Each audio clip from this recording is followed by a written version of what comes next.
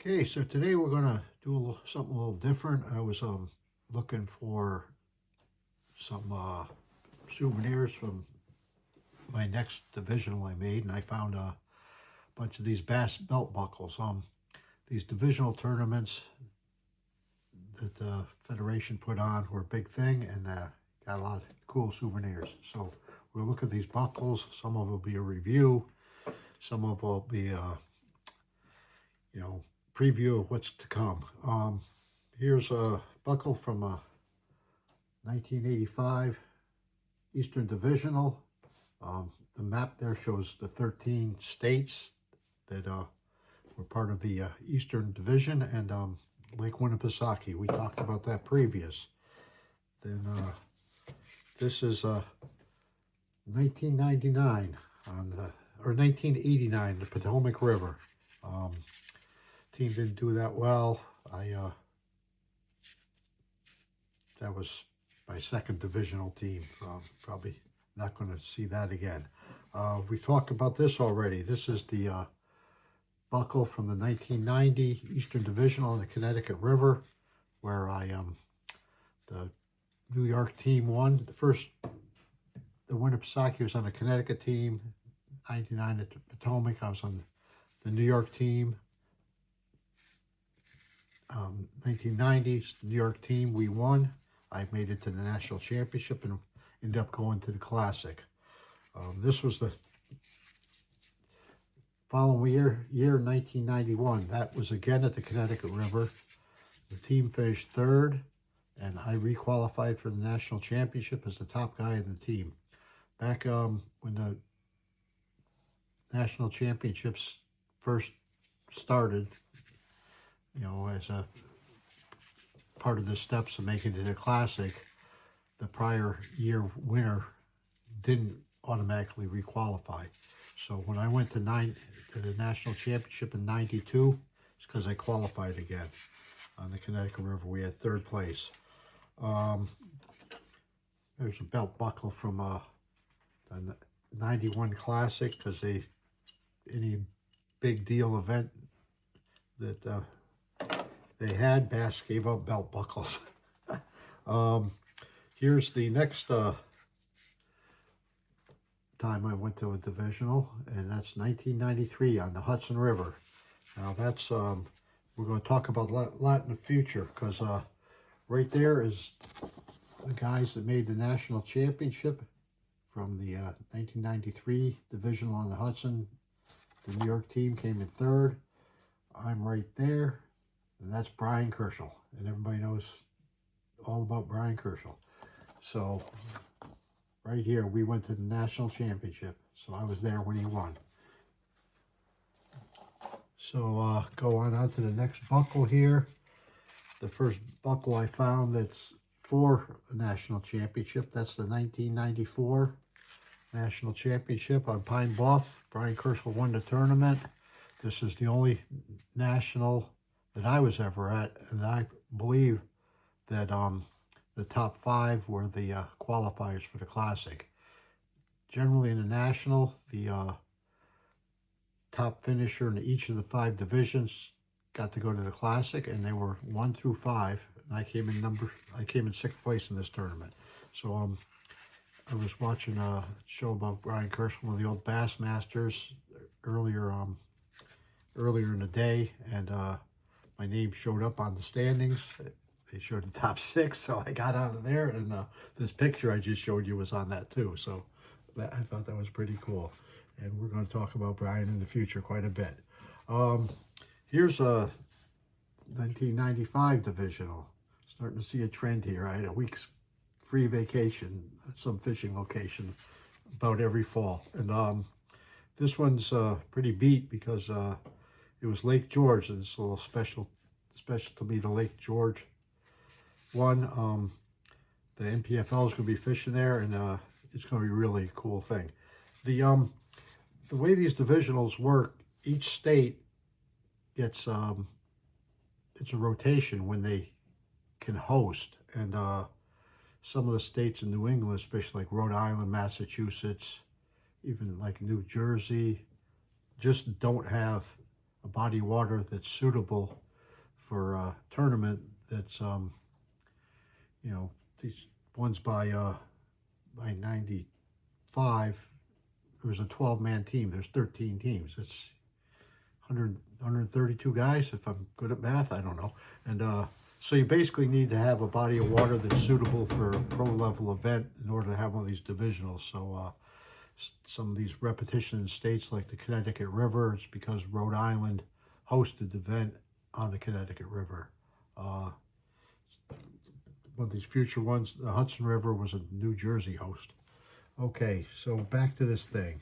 1997, that's Bugs Island. This was a really cool state team event. We won this event, and on a prior video, I talked about my first trip to Bugs Island on a Red Man Regional Classic, how I was so clueless about how to fish a reservoir like that. Well, by this time, I knew how, and I had a pattern that I basically, I fished with Zell Rowland at an invitational, and I've never missed coming into money in Zell at Bugs Island since. And this team was really piled up with talent. Ted Soley was the top guy. He went on to the national championship and went on to the classic. And you might have heard of his brother Bob Soley. Bob Soley qualified as a pro angler, and he's probably the only guy in history ever to qualify as a pro first and then qualify as a federation angler second. So we'll be talking about Bob in the future.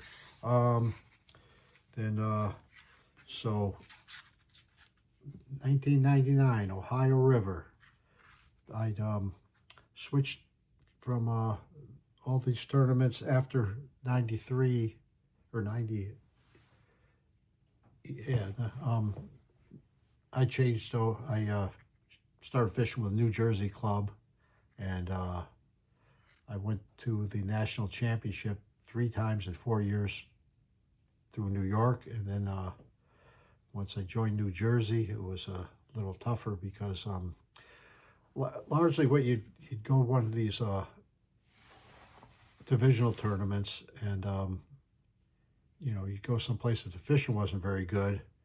The guys from places like upstate New York or New Hampshire, Maine, places like that, they wouldn't do real well because they didn't recognize what they had because they generally had such good fishing. So this is the only divisional I ever pre-fished the Ohio River because I knew the Ohio River was horrible and I would have a better chance. I'd gone 5 years without making a national championship, and overall the team didn't do great, but I led this tournament after day 2, ultimately finished 4th, made it to the national championship. So now we got another national championship belt buckle. 2000 Tellico, Fort Loudon. They're having a classic here this year. They've had several classics there in the past. I will be talking about this in a future video. I missed making the Bassmaster Classic at this tournament by 2 ounces. So there's another 2000 Potomac River. Potomac River can be tough in the fall. Eric Woodward went from New Jersey. We as a team, we did fairly well in this tournament, and the unusual thing was that we did it by fishing for smallmouth bass. And if you've watched any tidal water tournaments from the Potomac River, they have a bunch of national events there. You'll probably notice that it's not a smallmouth fishery, but in this tournament we did well. I forget. I think we might have come in second. We might have won. I forget. Well, we'll be back to this, I'm sure. So I apparently lost my belt buckle, but found this patch from 2001, again back at Kerr Reservoir. and I ended up finishing second overall in this tournament. The New Jersey finished second in that tournament. I think we led the first day. We had a pattern that was a little unusual. We'll talk about in the future. And the main reason I think we didn't win is because one of our guys drew out with a Virginia angler, and basically let him in on how we were catching our fish. And the one thing's with the divisionals, you got 12 guys going out there fishing, coming back to a hotel room or meeting room at the end of the day and sharing information with each other. So everything gets out of those. It's a unique situation. The reason I knew I was missing that patch is because here we go. Another national championship, 2002 on Shreveport, Louisiana, on the Red River. I'll have some stories about that. This was actually the lowest I ever finished, I think, in one of the national championships. Here's we are back to Connecticut River, 2002, and we finished third place. I didn't make way in the third day. It didn't. It was my best day. We'll have a story about that. Ultimately, it didn't hurt the team. We finished third, further behind second than the catch I lost. 2003. This is was in Lake Champlain in Vermont. I don't know. I didn't set the world on fire on that one. Neither did the team. I probably not coming back to that one in the future.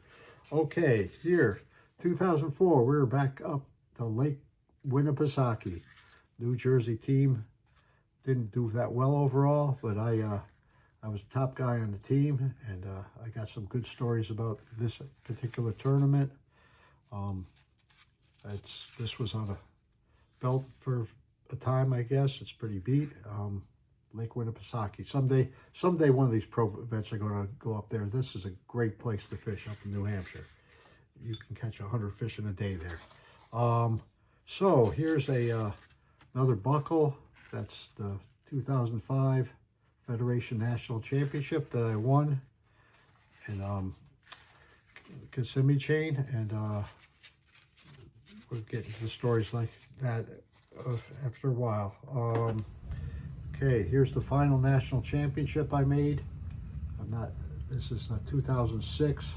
I qualified for this by winning the 2005 tournament. I went down to this one with Bob Soley. We traveled together, and he got to the classic through that. And they apparently stopped giving belt buckles out because I got this coin thing here from I was back on the New York team in 2009, and it was the only time I've ever fished a tournament out of the country. It was Simcoe Lake, and let me read the Ontario. It's on here someplace. Dorilla, Ontario. It was a pretty neat place. One of the few times I qualified out of, as not one of the designated boaters. I rode in that tournament, and that's a bunch of buckles. If you were at any of these tournaments or fishing of these bodies of water I mentioned, comment, and because there's 132 of you out there someplace for almost every one of these events. Talk to you soon. Bye.